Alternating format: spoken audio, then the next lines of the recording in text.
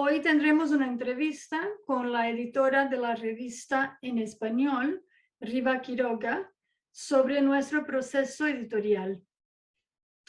Riva es una investigadora doctoral en el Departamento de Lingüística de la Pontificia Universidad Católica de Chile en Santiago y tiene su posgrado financiado por la Agencia Nacional de Investigación y Desarrollo de Chile. Su investigación se centra en el uso de métodos computacionales para explorar el cambio lingüístico en un corpus histórico de discursos políticos. Además, Riva es miembro del Consejo Editorial del Programming Historian y hoy viene a contarnos un poco más de su trabajo en la revista. Riva, mi primer pregunta para ti es sobre la revista misma. O sea, ¿qué es Programming Historian y cuál es su foco de publicación?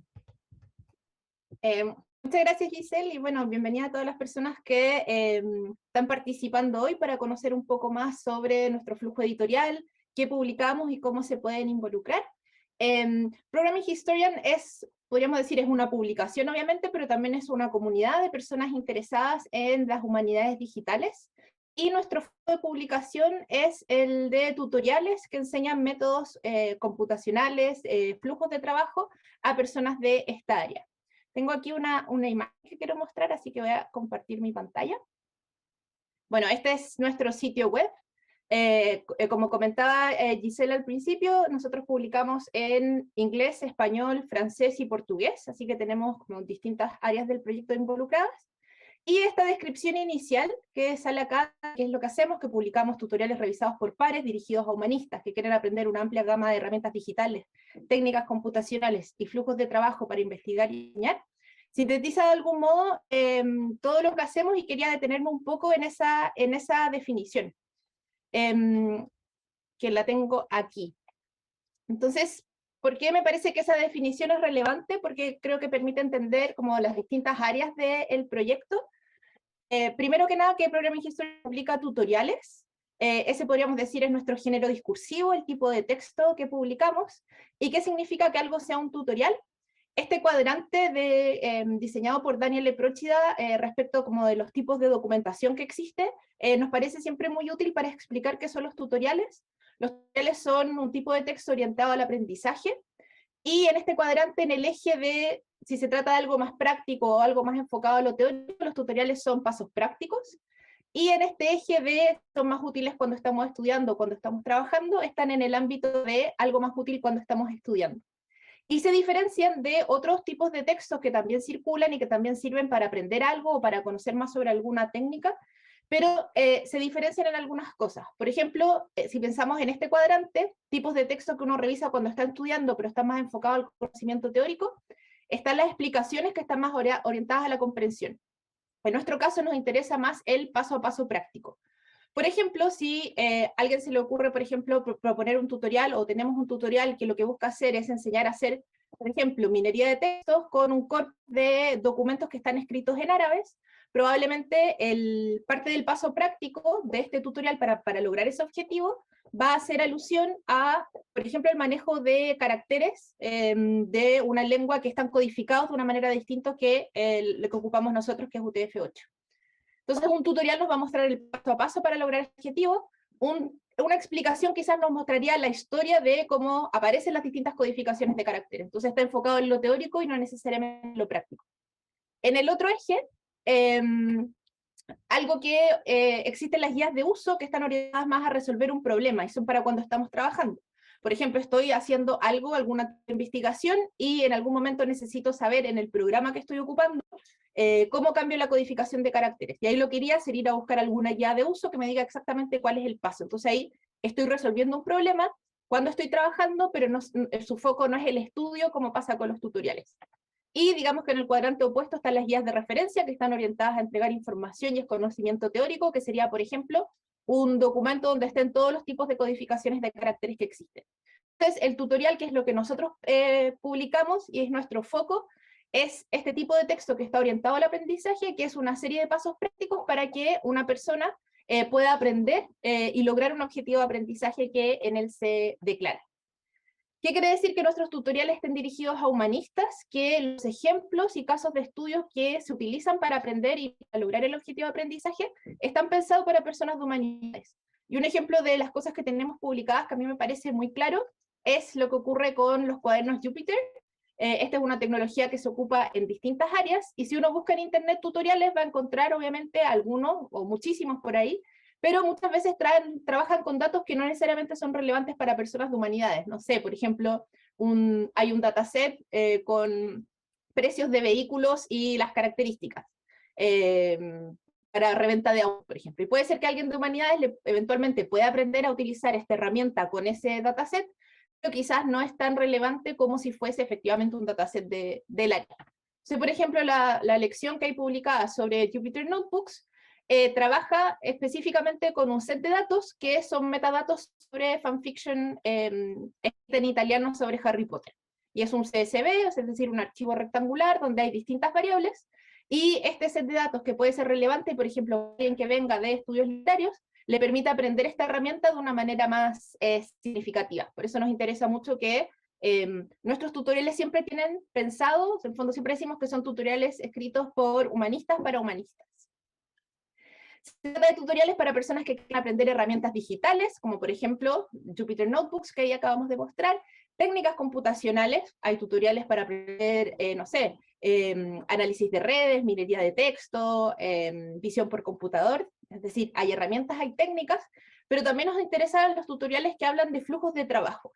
Por ejemplo, tenemos un tutorial sobre cómo preservar los datos de investigación. Entonces, no se trata solo de tutoriales para aprender herramientas o tipos de análisis, sino también que tienen que ver con el flujo de trabajo que se lleva a cabo en las humanidades digitales. Decimos que personas que quieren aprender una amplia gama, ¿y a qué nos apuntamos con esto? A que tenemos tutoriales, por ejemplo, que permiten resolver el mismo problema, pero utilizando herramientas distintas. Por ejemplo, hay tutoriales para, no sé, trabajar con datos textuales en Python, en R, hay un tutorial para hacer análisis de corpus con AndConc, que es una herramienta propia de la lingüística de corpus. También hay un tutorial para hacer análisis de corpus con Voyant Tools.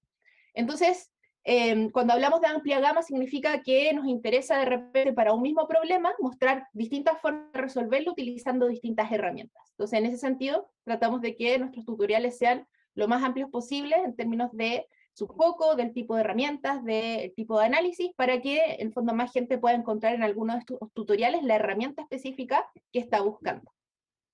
Se trata de tutoriales revisados por pares, es decir, tenemos un proceso de revisión por pares como otro tipo de publicaciones, la diferencia es que nuestra revisión es abierta, y entendemos que las personas que participan revisando la lección son también personas valiosas para el logro de que un tutorial como que quede en su estado final óptimo, y por eso siempre cuando ustedes vean un tutorial de Programming Historian publicado van a ver que no solo sale quién fue en este caso la autora, ni quiénes fueron las personas que trabajaron en el rol de editora en este caso, sino que también se le reconoce la participación a quienes trabajaron revisando el tutorial. ¿Por qué? Porque entendemos que la revisión es lo que nos permite publicar un producto de mejor calidad, y por lo tanto este trabajo es necesario reconocerlo. Así que en esta, por ejemplo, que es un tutorial original, vemos quiénes lo editaron y quiénes revisaron, y en traducciones, por ejemplo, aparece quién editó el original, quién revisó el original, quién hizo la traducción, quién editó la traducción y quién revisó la traducción. Entonces tenemos un poco esta política como de créditos, no sé, como en el cine, que uno termina de una película y después aparece una lista de créditos muy grande para agradecer y reconocer el trabajo de todas las personas involucradas, y en Programming Historian tenemos esa misma política, o sea, el trabajo de todas las personas se reconoce. Y por último, decir que se trata de tutoriales que son útiles para investigar y enseñar, y eso sobre todo tiene que ver, por ejemplo, con, tratamos dentro de lo posible de indicar una dificultad que tenga el tutorial para que cuando alguien quiera utilizarlo en un contexto de aprendizaje, pueda saber, por ejemplo, por dónde empezar o qué tutorial podría ser más apto para sus estudiantes. Pero también nosotros publicamos con una licencia CC BY 4, en el fondo esto quiere decir que se puede reutilizar el material, lo que hace que sea muy práctico para contextos de aprendizaje, porque puedo tomar un tutorial de Programming Historian y adaptarlo para utilizarlo como material didáctico en mi clase. Así que ese yo creo que sería como el resumen de qué es Programming Historian y qué publicamos.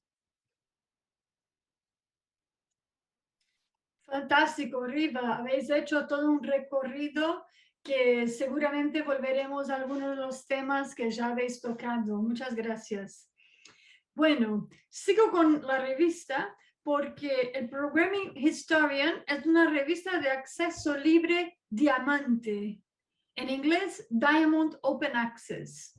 ¿Nos puedes contar un poco más qué significa eso y afecta de alguna manera el proceso editorial de la revista? Sí, que sea de acceso diamante quiere decir que no cobramos en ninguna parte del proceso editorial. Hay distintos niveles, hay, por ejemplo, publicaciones en las que se le cobra a los autores para poder publicar. Nosotros no hacemos ningún cobro de ningún tipo, así que todo el proceso es en ese sentido de libre acceso. Y también significa que lo que publicamos está de libre acceso, o sea, no tenemos un muro de pago para poder acceder a nuestras publicaciones. De hecho, por eso aquí además aparece este signo de apoyar a Programming Historian, porque es el apoyo de la comunidad y de instituciones patrocinantes las que nos permiten llevar adelante el proyecto. Entonces publicamos, todo es de acceso libre, publicamos con la licencia CC BY para que todos los materiales queden disponibles en la plataforma y también para que le permita a las mismas personas que publican tutoriales poder poner ese tutorial en otra parte. No hay un derecho exclusivo de publicación, precisamente esa licencia permite eso, que por ejemplo si alguien publica un tutorial con Programming Historian, también pueda por ejemplo tener ese tutorial si quiere en su página web, reutilizar ese material, entonces todo eso nos permite ese tipo de licencia. Y en general llevamos esta idea como de la apertura mucho más allá, en el sentido de que el código de Programming Historian para tener el sitio está disponible en GitHub, todo el proceso editorial se hace de manera abierta, no hay, la evaluación entre pares no es ciega, si se fijan sabemos quiénes fueron las personas que revisaron y el proceso se hace en abierto, es decir, es una suerte de foro que utilizamos en GitHub que nos permite ir haciendo ahí el proceso de revisión en el que participan las personas que son invitadas a participar como revisores y revisoras, y también la comunidad, si alguien quiere, puede participar y hacer alguna sugerencia para la mejora de algún tutorial. Entonces, hacemos absolutamente todo el proceso en abierto. Entonces, como que nos tomamos muy en serio esto de la publicación de contenido abierto en un formato abierto. Todas las tutoriales también tienen que utilizar datos que estén abiertos. No publicamos tutoriales que utilicen software o herramientas de pago, ni formatos de datos que solo se puedan abrir con algún programa particular. Entonces, nos tomamos muy en serio la apertura. Eso me parece bastante importante para que sepan. O sea que los programas que utilizamos son también abiertos. Riva, una cosa que habéis mencionado es el CC, Creative Commons. Entiendo bien que nuestras lecciones pueden no solo ser republicadas en otros sitios, sino que cambiadas y reutilizadas. Sí, eso es interesante también. Exactamente, la licencia de Creative Commons 4 permite eso, obviamente siempre dando la atribución correspondiente, pero sobre todo la idea de trabajar con esta licencia tiene que ver con el uso pedagógico de estos materiales. En el fondo que, por ejemplo, aquí, ya que está puesta acá en la pantalla, esta lección de Dave Rodríguez sobre el uso de FFmpeg. Quizás el ejemplo que él da, bueno, me sirvió a mí para aprender, pero después quiero adaptar parte de estas instrucciones para trabajarla con mis estudiantes, con otro ejemplo de repente que sea relevante para el contexto en que estoy enseñando, y quiero que eso esté disponible como, por ejemplo, material de apoyo en el sitio web de mi curso. Entonces la licencia me permite hacer eso siempre y cuando yo dé el crédito necesario respecto de dónde salió originalmente el material. Muy bien, eso es bastante interesante, muchas gracias. Y ahora si podemos discutir un poco sobre el proceso de publicación. O sea, no sé si sería posible para ti ponerlo en pasos, pero ¿cuáles serían los pasos que alguien con ganas de publicar un tutorial sobre humanidades digitales tendría que seguir para tener su trabajo publicado en el Programming Historian? O sea, ¿cuál sería el proceso por el que pasa un tutorial hasta que llegue a ser revisado por pares? Perfecto. Si uno revisa la guía para autores, va a ver que el paso 1 es proponer una nueva lección. Acá en la propuesta de nueva lección se da una como idea general de qué es lo que publicamos, que es similar a lo que comenté al principio, en términos, por ejemplo, de la cantidad de palabras. Y aquí viene el primer paso, que es que, y creo que esto es relevante, dice, si uno tiene una idea para una nueva lección, completa el formulario de propuestas y envíalo al jefe de redacción. Y nuestro formulario de propuestas es bastante mínimo. ¿En qué sentido? Se pide, por ejemplo, bueno, el nombre, el correo electrónico, en qué idioma quiere publicar, cuál es el título propuesto, un resumen del tutorial de la idea que uno tiene en 3 o 4 oraciones, descripción del caso de estudio, porque como comentábamos al principio, estos son tutoriales que muestran el paso a paso para llegar a un objetivo, entonces interesa saber cuál es como el ejemplo que se va a utilizar en términos, no sé, del corpus de texto, si voy a hacer algo de análisis de datos geográficos, no sé, cuáles van a ser esos datos geográficos que voy a utilizar, a eso nos referimos con describir el caso de estudios, qué espera de los resultados de aprendizaje, y después algunas indicaciones respecto de si esto es está asociado a adquirir, transformar, analizar, presentar o prestar datos, a qué área de investigación corresponde, si se trata, no sé, de trabajo con APIs, de gestión de datos, de procesamiento de datos. Todo esto nos permite como tener una idea de hacia dónde va el tutorial. La fecha tentativa del envío, si el tutorial va a utilizar tecnología abierta y sin ningún coste, y algún otro comentario para el editor. Esta conversación inicial, este primer paso, es algo que se manda a quien en ese momento tenga el rol de jefe o jefa de redacción del el idioma en el que uno quiere publicar. Y el primer paso es partimos desde la idea, o sea, alguien manda esto, en este caso, por ejemplo, yo que tengo el rol en este momento de jefa editorial, voy a darle una primera mirada a lo que la persona interesada envía y le voy a hacer algunos comentarios iniciales.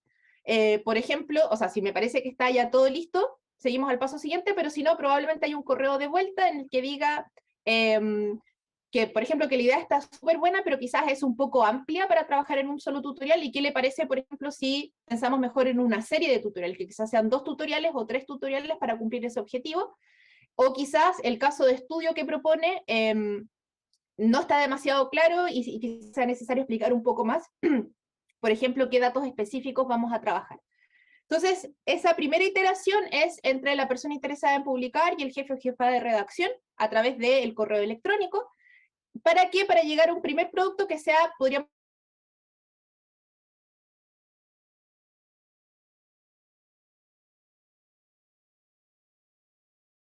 como lista de esto. Ahí recién lo enviamos al comité editorial, que es en el fondo el equipo de todas las personas que participan como editores en Programming Historian. Y ahí el comité editorial va a revisar esto y va a hacer sugerencias de mejora. En general, nuestra política no es decir cómo aceptamos o rechazamos, sino que se trata de ver cómo podemos llevar la idea propuesta a que efectivamente sea un tutorial publicable. Entonces, tanto en la conversación inicial con el jefe o jefa de redacción, como los comentarios del comité editorial apuntan a cómo transformar esta idea en tutorial publicable. Entonces, en ese sentido, no es como en otros tipos de publicaciones en que se recibe una respuesta como aceptado, aceptado con cambios mayores, aceptado con cambios menores, rechazado, sino vamos a tratar de trabajar en conjunto con la persona que propone para que logre una idea de propuesta para que sea publicable.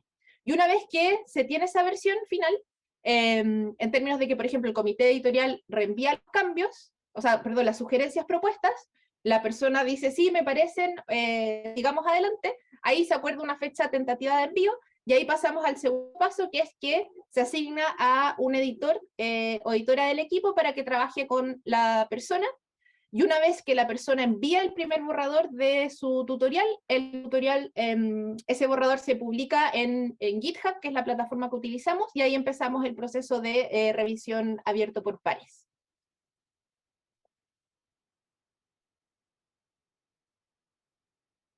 Muy bien, o sea que la revisión se hace en GitHub. El texto Sí, está ahí y los comentarios se van dando en ahí mismo. abierto. Exactamente, en abierto. Vale. Si quieres puedo mostrar un ejemplo. Ah, sí.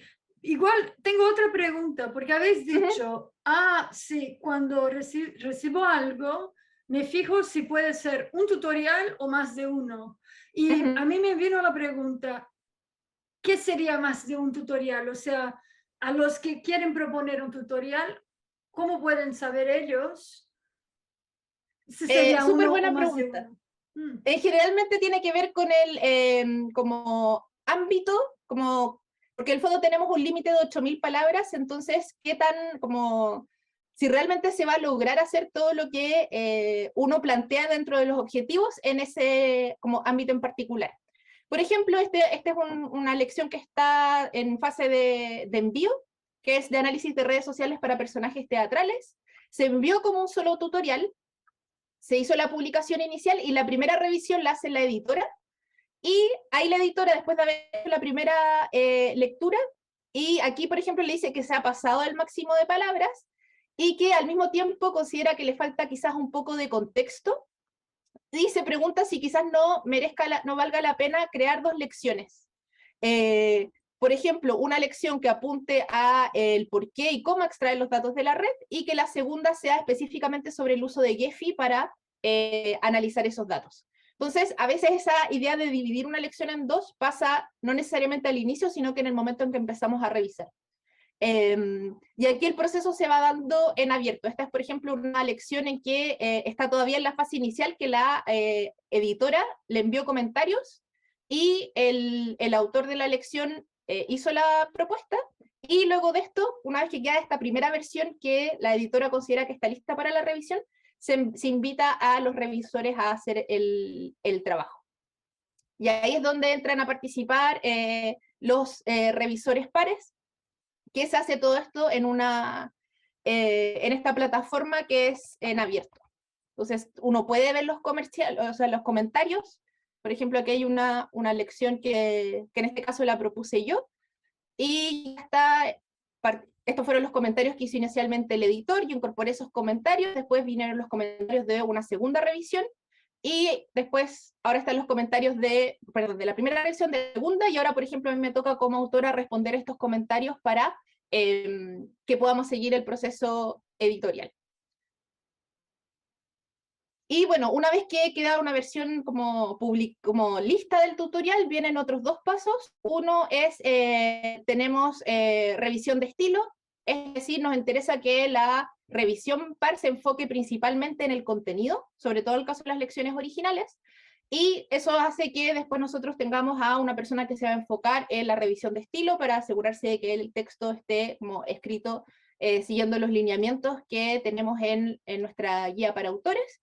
Y después viene el proceso de archivo de los enlaces para que el fondo de la lección sea sostenible en el tiempo. Archivamos todos los enlaces que están ahí disponibles para asegurarnos que sigan funcionando, incluso si es que el sitio se cae, tengamos una copia para que la lección no deje de ser utilizable solo porque se cayó un enlace, por ejemplo. Y luego de eso publicamos en el sitio y queda disponible.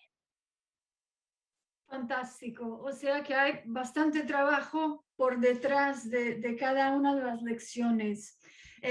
Bueno, mi próxima pregunta es un poco en relación a todos esos actores que habéis mencionado, ¿no? Si podéis un poco revisar. O sea que tenemos, por ejemplo, los editores. ¿Puedes explicar un poco mejor qué es lo que hacen o hacéis?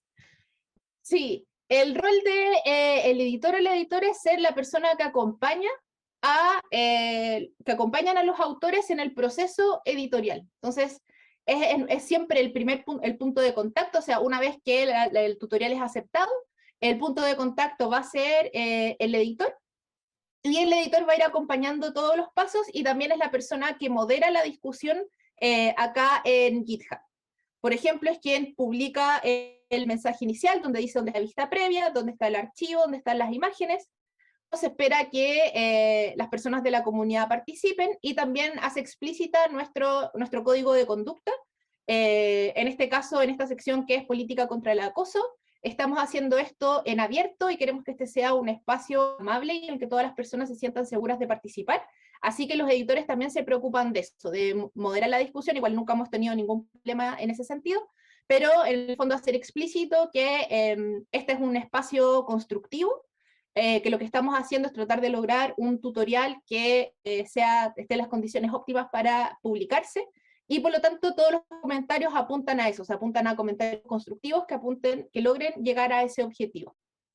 Y el editor aquí es la persona encargada de acompañar todo el proceso, de hacer los comentarios iniciales, de contactar a posibles revisores para el trabajo, de ir recordando cuáles son los pasos que siguen, y también de preocuparse que que el tutorial llegue al estado final para que pueda luego ser publicado. Entonces va a ser siempre el editor es la persona que nos acompaña en el proceso de escribir el tutorial, y a quien podemos remitir nuestras preguntas, y cualquier duda que tengamos también siempre va a estar ahí para responder. Entonces es una compañía del editor, no solamente como a veces pasa en otras revistas en que es alguien que nos manda un correo inicial y después nos manda un correo de respuesta de lo que pasó. Aquí son parte de todo el proceso. Es bastante interesante la distinción entre lo que hacemos en Programming Historian y lo que se suele hacer, ¿no? Esto de todo en abierto y el acompañamiento de los editores me parece bastante bonito. Bueno, una pregunta que tengo, como habéis dicho antes, ¿no? Los tutoriales son algo bastante peculiar. Los académicos tenemos en la cabeza que un texto académico tiene otro formato, es otra cosa. Y quizás nos pueda contar un poco más sobre el origen de tutoriales que ahora ya están publicados en Programming Historian. O sea, ¿son adaptaciones de talleres presentados en universidades o suelen ser partes de tesis doctorales? Y yo no sé, pero si habéis hecho eso tú misma, pero si puedes contarnos un poco más sobre el proceso de transformar algo un texto ya escrito en un tutorial. Sí, creo que tú mencionas ahí dos orígenes habituales de los tutoriales. Usualmente muchas personas los tutoriales que publican es material que han utilizado en clases, que lo han probado, por ejemplo, en distintos cursos, que saben que es un material que funciona, y lo que hacen es adaptarlo al formato de tutorial publicado para que este pueda en el fondo como quedar disponible para un público más amplio. Y también tenemos tutoriales en el que personas lo que hacen es rescatar la parte de la metodología de sus tesis de maestría o de doctorado, que usualmente es algo que, como tú dices, las publicaciones más tradicionales no terminan en una publicación. Generalmente las publicaciones terminan, lo que uno termina publicando como un artículo académico son los resultados, pero también hay mucho trabajo de aprender nuevas metodologías, de generar datos para esos resultados, que no necesariamente encuentran un lugar en términos de ser publicados. Entonces hay muchas personas que lo que han hecho es que la metodología, por ejemplo, la herramienta o el tipo de análisis que aprendieron a utilizar para su tesis de maestría o doctorado, incluso a veces sus mismos datos, los utilizan para publicar un tutorial. Por ejemplo, el tutorial que mostré recién, que era el de análisis de redes de personajes teatrales, que está recién en proceso de publicación, eso es parte de la tesis de maestría del autor del tutorial. Entonces, ¿qué fue lo que hizo David en este caso? Todo lo que él tuvo que aprender de cómo utilizar Gephi, de qué es el análisis de redes, lo que hizo fue transformar eso en la estructura de tutorial, es decir, incluso sus mismos datos los está ocupando, los datos que utilizó para su tesis los está ocupando en el tutorial.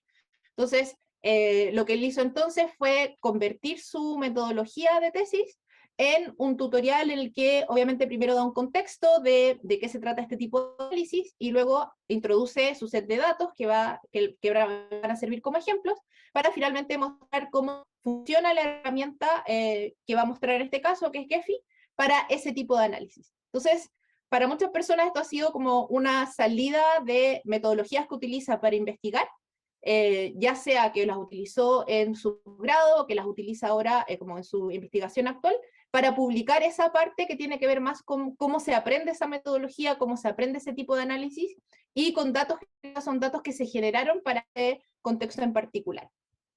Y la otra fuente también tiene que ver con materiales de clase, o sea, materiales que uno ha enseñado quizás varias veces o que está empezando a probar, y que se da cuenta que esto tiene potencial de convertirse en un tutorial.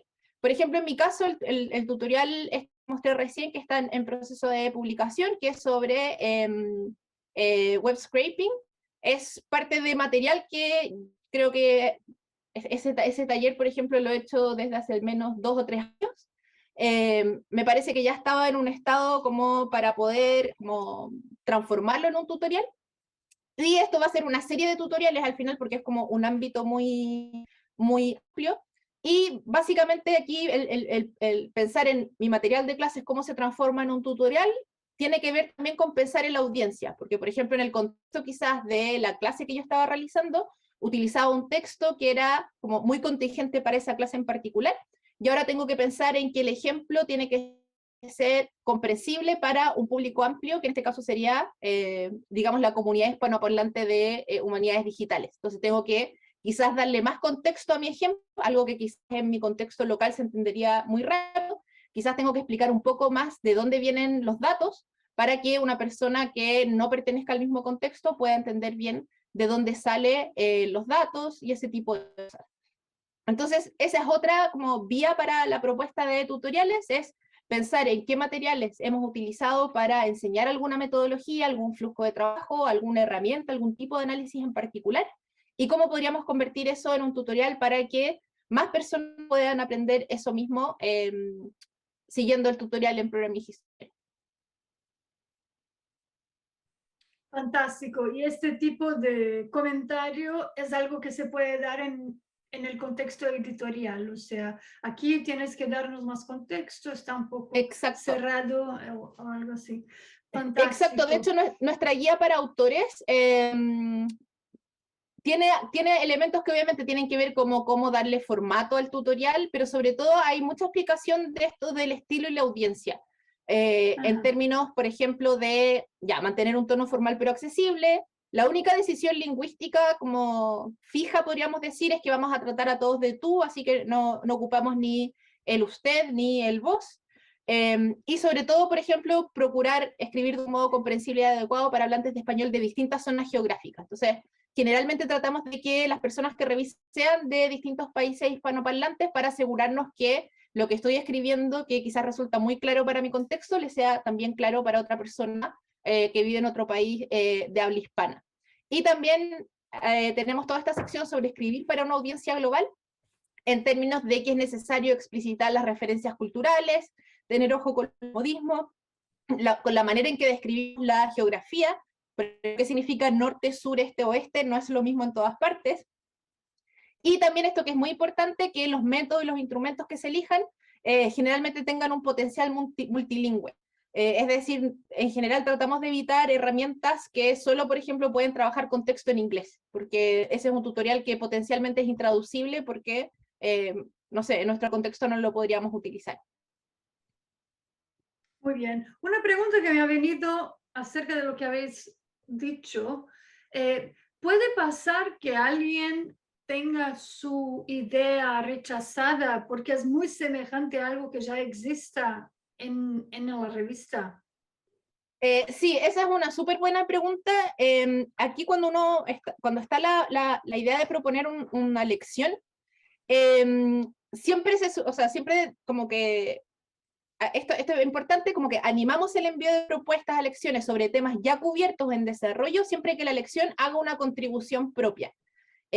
Lo que no queremos que pase es que, por ejemplo, alguien escribe un tutorial original en español sobre una herramienta y alguien en inglés proponga el mismo, porque para eso lo que habría que hacer es traducir el que se publicó originalmente en español al inglés.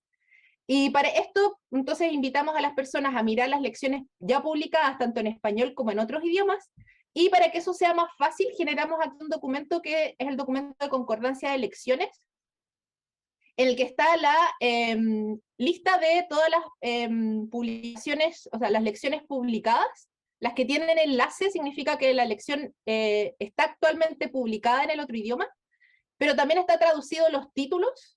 Por ejemplo, en este caso, lo voy a agrandar un poco porque sea un poco pequeño. Para que se pueda saber qué es lo que ya tenemos cubierto. Exactamente. Entonces, por ejemplo, hay un tutorial en inglés que es una introducción a los bots de Twitter con Tracery, que no está traducido al español, por eso no tiene el enlace.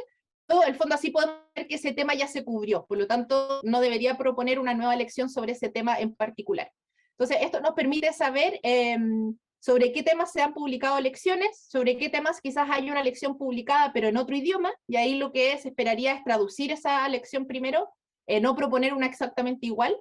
Y lo que sí se puede hacer es proponer, por ejemplo, una continuación quizás para una lección que ya existe. Por ejemplo, en español se publicó primero un tutorial para una herramienta que se llama MapWarper, que permite trabajar con datos espaciales. Hay un equipo que la tradujo al inglés, y ese mismo equipo ahora va a proponer una como segunda parte para el tutorial, que en el fondo lleva lo que uno aprendió ahí, más allá, incorporando otras herramientas. Entonces, podemos hacer crecer, como existe una lección sobre un tema, y podemos pensar en el mismo tema, o sea, si queremos publicar algo sobre ese mismo tema, que amplíe como el abanico, ya sea a mostrar un área que no se ha mostrado aún. Por ejemplo, quizás la lección muestra algunas cosas que se pueden hacer como esa herramienta, pero hay otras que no quedaron cubiertas, entonces yo puedo cubrir eso en otro tutorial. Pero lo que tratamos de hacer es no publicar lo mismo si es que está publicado en otra lengua. O sea, como también respetar que si alguien publicó inicialmente una lección en francés, por ejemplo, sobre un tema, si queremos que esa lección esté disponible en español, lo que corresponde en ese caso es buscar una traducción para esa lección, más que proponer una lección nueva sobre el mismo tema. Muy bien, me parece bastante claro. Lo único que no he entendido es dónde está este documento. O sea, esto es algo que tú tienes y alguien que quiere escribir algo para Programming Historian tiene que obtener del editor.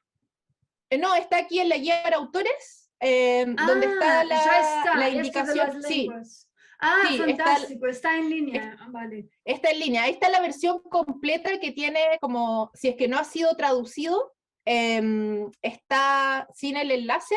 También uno puede acceder a ella, a una versión que indica qué es lo que está traducido o no, en la parte de abajo a la derecha de la página. Aquí nos dice, por ejemplo, esta lección está original en inglés y no ha sido traducida a ninguna lengua, en caso de que yo quisiera saber si es que la quiero incorporar o no. O sea, si me interesa traducirla, por ejemplo. Y también en GitHub tenemos una parte donde indicamos ciertas lecciones que no vamos a traducir. Hay lecciones que el equipo intencionalmente ha decidido no traducir porque creo que es esta, dice lista de traducciones. Lecciones que no se nos van a traducir porque se archivaron, porque tuvieron, nosotros cada cierto tiempo a veces ocurre que hay que archivar lecciones, porque de hecho la política de mantención de lecciones también está declarada acá al final. De repente pasa que una tecnología deja de funcionar, no se siguió actualizando y la lección ya no cumple con su objetivo porque no es posible utilizarla y nosotros retiramos las lecciones. Entonces, por ejemplo, aquí está la indicación de qué lecciones no vamos a traducir porque tienen problemas, porque fueron retiradas o no está funcionando bien en inglés por alguna como tema que tiene que ver con fondo la sostenibilidad de la herramienta. Y también hay otras traducciones que se decidieron no, como que lecciones que se decidió no traducir porque son absolutamente dependientes del inglés, que son lecciones que se publicaron antes de nuestra política multilingüe, y que se trata de, en ambos casos, son lecciones que solo funcionan si es que el texto con el que uno trabaja está en inglés. Entonces decimos que, o sea, el equipo editorial decide que en el fondo no se va a priorizar traducir esas lecciones porque en el fondo para el contexto hispanoparlante no son tan relevantes. No quiere decir que en el contexto hispanoparlante la gente no quiera analizar textos en inglés, pero alguien que tiene como interés analizar el texto en inglés probablemente pueda leer la lección original en inglés. Entonces, claro, lo que no vamos a hacer es invertir tiempo en traducirla si es que no podemos ofrecer que los textos que se hacen están en inglés también. Muy bien, me parece todo bastante claro, pero evidentemente si tenéis preguntas podéis ponerlas en el chat y luego nos volveremos a ellas. Me ha venido otra pregunta sobre la revista, que es acerca de rankings. O sea, las revistas académicas suelen estar en rankings de mejor o peor calidad. Programming Historian está en algún ranking. O tiene, en el fondo, por tener su formato casi que único, no se encaja. ¿Cómo es esto? Lo que pasa es que esos rankings generalmente son para revistas que publican artículos de investigación. Entonces, como nosotros no publicamos artículos de investigación, no estamos en las bases de datos, podríamos decir, como más populares, como World of Science, o Scopus, o Cielo, porque esas están enfocadas en artículos de investigación. O sea, como nosotros no publicamos artículos de investigación, más bien estamos en bases de datos de revistas abiertas.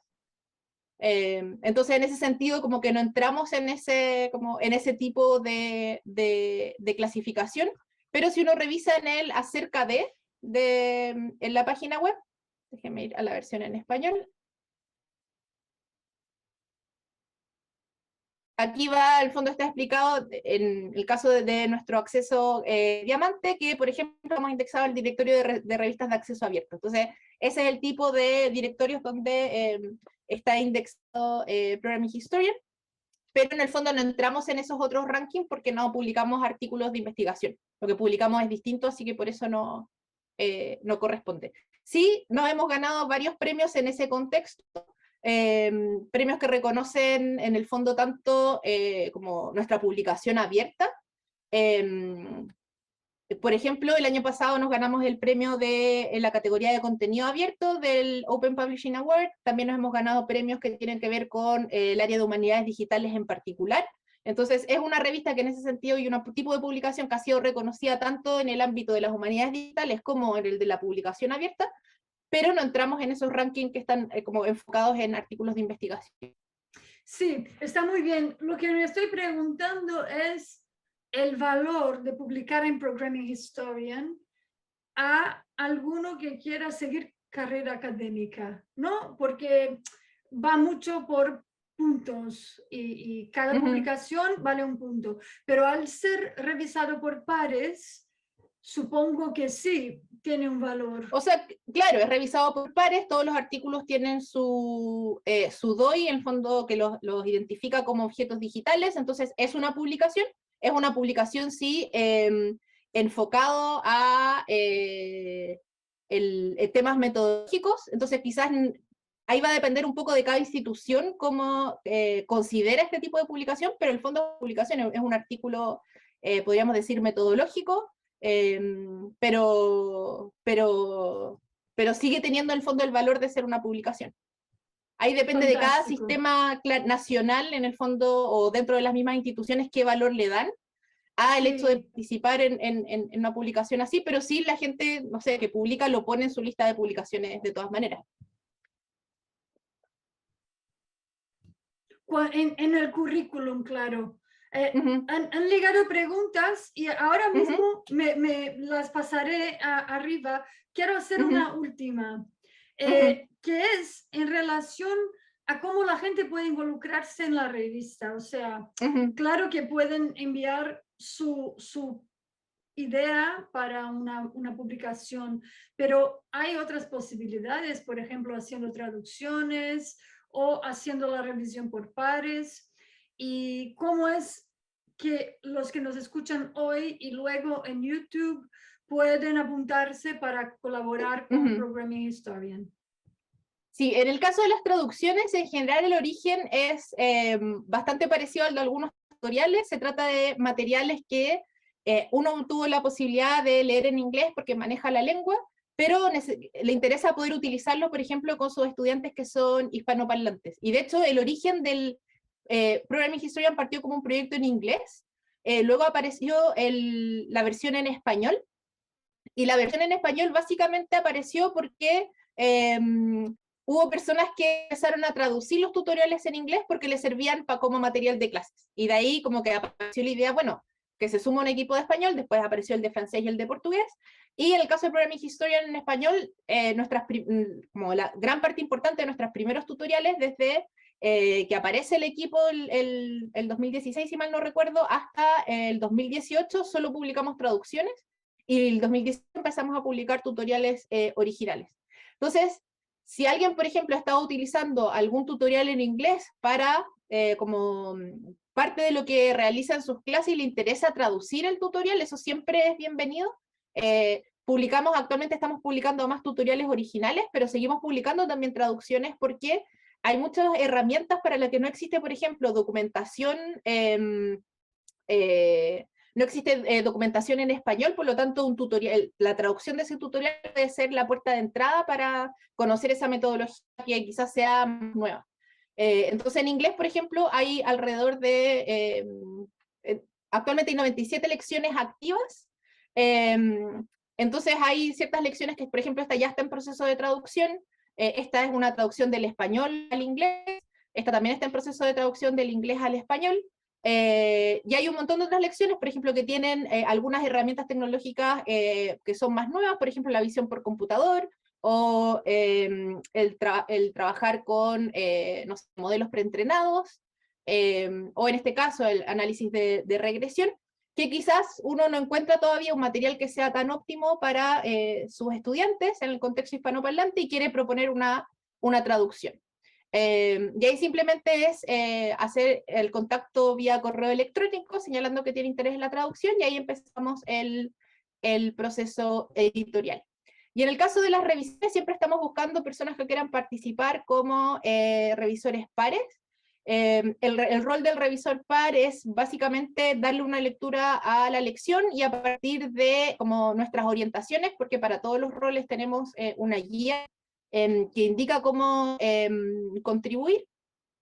Aquí lo que se hace es indicar en el fondo qué es lo que qué es lo que se espera, cuál es nuestra como filosofía de la revisión, que es básicamente es una oportunidad para como lograr que el tutorial tenga como mejor calidad, y hay una guía como de qué tipo de cosas revisar, de si el destinataria de las lecciones es el adecuado, si el autor, no sé, si los pasos están bien explicados. Entonces aquí hay una serie de preguntas que orientan el trabajo como de la revisión. Entonces todo eso está como, tenemos estas guías en el fondo que hacen que el trabajo sea más simple. Entonces cualquier persona que le interese participar revisando tutoriales, quizás quiere proponer un tutorial en algún momento, pero le gustaría quizás primero participar revisando uno para entender cómo es todo el proceso abierto.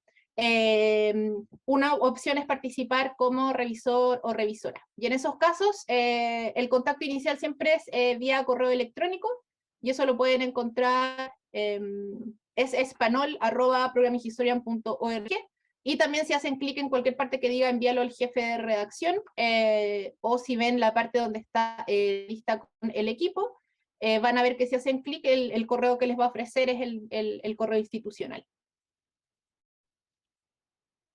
Entonces, si ahí nos mandan un correo y nos dicen que les interesa, no sé, cuáles son los temas que más les interesa, muchas veces uno revisa cosas porque sabe mucho del tema, por ejemplo, porque es su área de experiencia, o puede ser, por ejemplo, imagínense, no sé, estoy pensando en esa lección que vimos recién del análisis de redes de personajes teatrales.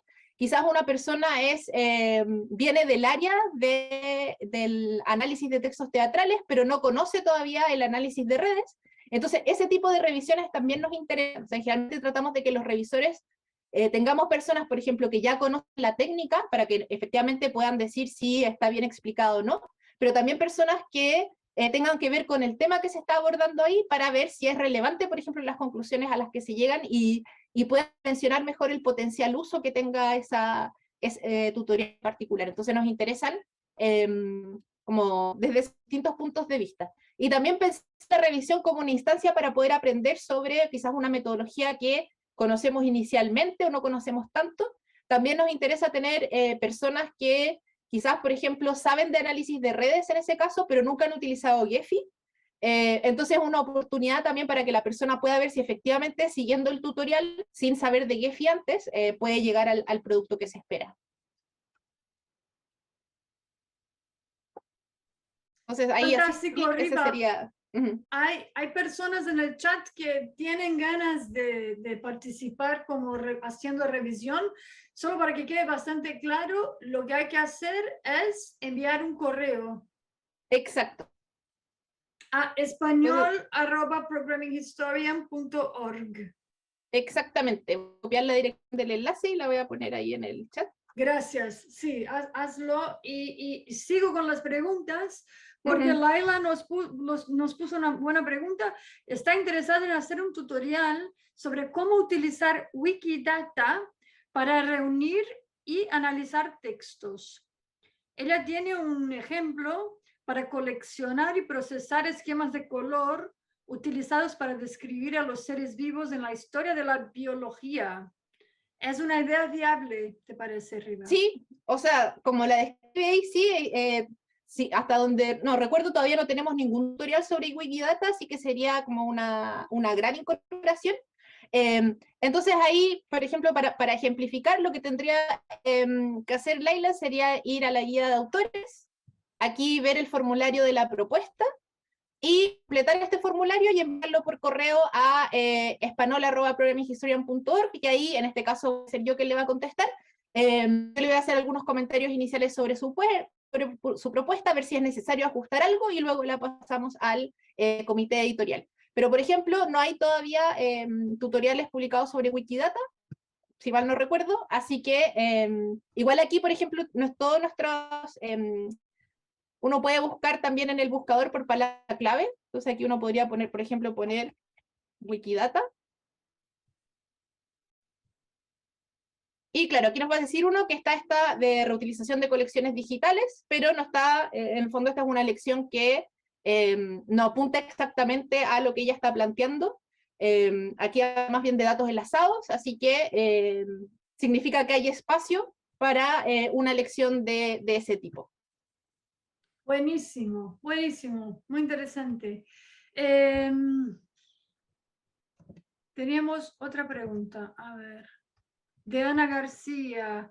¿Y se puede conocer los datos de acceso? ¿Datos de acceso de qué, Ana? Ya, ahí vi la pregunta. Nosotros lo que en general hacemos cada año es que en nuestro blog publicamos sobre, bueno, ahí está, estamos dando la bienvenida a Giselle en esa primera entrada del blog. Sí. Generalmente publicamos, revisamos los datos de acceso que tenemos, como la gente no tiene el login para ver los contenidos de Programming Historian. Los datos de acceso que tenemos son los que nos entrega Google Analytics, en el que podemos ver sobre todo lo que tratamos y que muchas veces publicamos cada año como de resumen, es desde dónde se conectan las personas, en términos de qué países o de qué ciudades, cuáles son los tutoriales que se leen más, y eso en general tratamos de tenerlo como referencia para futuras decisiones editoriales. ¿A qué me refiero?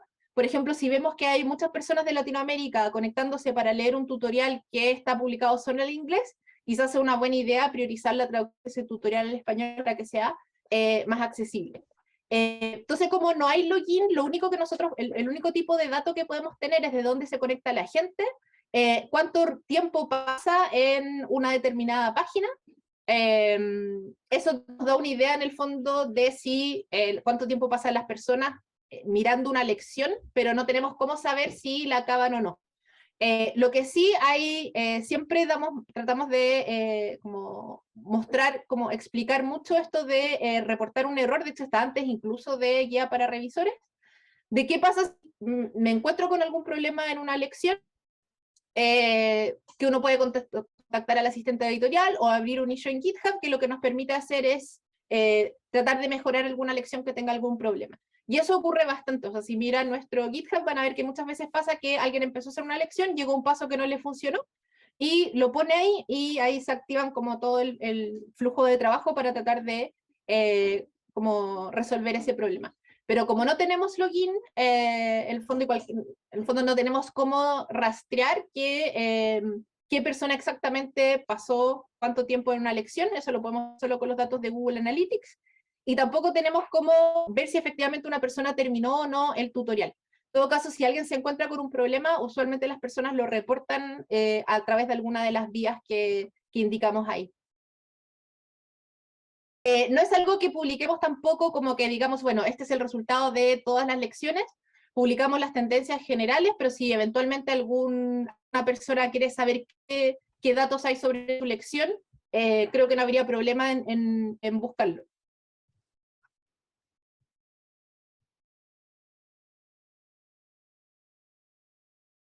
Teníamos otra pregunta. De Laila, pregunta si hay algún material en la revista que utilice el anotador semántico Web Hypothesis. ¿Lo No, conoces, Riva? sí, no lo tenemos activado. ¿Cuál será la razón? La verdad es que ahora que lo pienso, no sé cuál sería la razón. A ver, una cosa que ha pasado con Programming Historian es que o sea, todo el sitio, ven acá, nosotros no trabajamos con ningún como formato, como hay otras revistas que como reciben el paquete para armar la revista como con algún formato. Aquí es todo como tecnología que vamos manteniendo nosotros mismos, así que en general tratamos de que sea un sitio web como lo que se llama como minimal computing, como que funcione con lo mínimo, es un sitio web estático.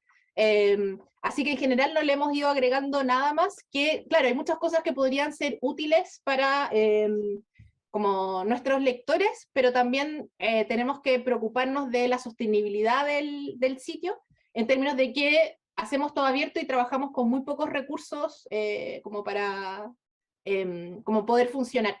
Pero me parece que es algo que igual podríamos considerar en el futuro, así que lo vamos a tener ahí anotado.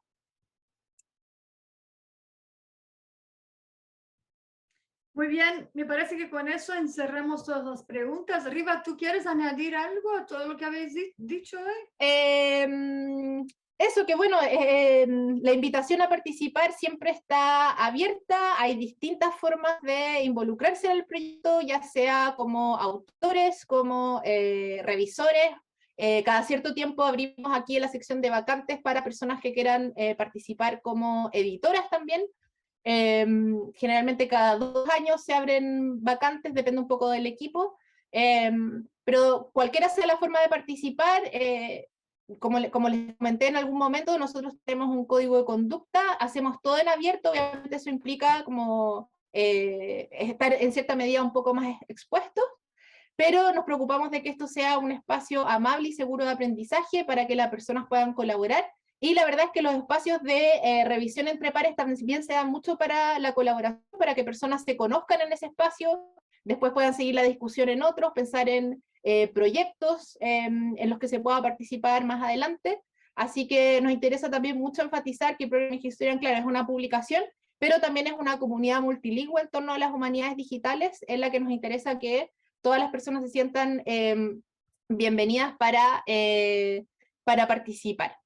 En la página, entonces, si nos quieren contactar a a cualquier persona del equipo, en la parte de acerca van a encontrar equipo y ahí están todos los enlaces para contactarnos en cualquiera de las cuatro lenguas del proyecto. Los correos, en general, como el primer punto de contacto es el idioma, @programminghistorian.org. Pero también aquí está el detalle de todo el equipo por si quieren contactar a alguien en particular por algo, pero en general el primer punto de contacto es que esté en ese momento con el cargo de jefa o jefe de redacción. Y en el caso de español, si tienen interés en participar como revisores, editores, perdón, como revisores o como autores o traductores, pueden escribirnos ahí a español@programminghistorian.org.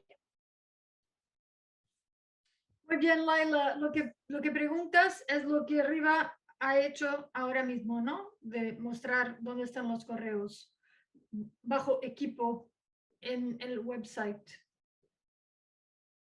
Bueno, con eso me gustaría agradecer la presencia de todos, en especial a Riva, que también nos ha contestado todas las preguntas. Me parece que el encuentro de hoy ha sido bastante útil a todos los que tienen interés en presentar un tutorial para publicación en el Programming Historian, o más bien tienen ganas de involucrarse en el proyecto. Serán todos y todas muy bienvenidos. Nuestro próximo evento será en inglés el día 16 de diciembre y hablaremos con académicos que utilizan tutoriales de Programming Historian con sus estudiantes. Ana García ha dicho que utiliza tutoriales con sus estudiantes. Están todas invitadas para este evento. El 16 de diciembre enviaremos tweets y pondremos algo en nuestro website bastante pronto. Un saludo a todas y hasta la próxima. Chao, muchas gracias por venir. Ahora están viendo el video en YouTube. Muchas gracias por ver el video también.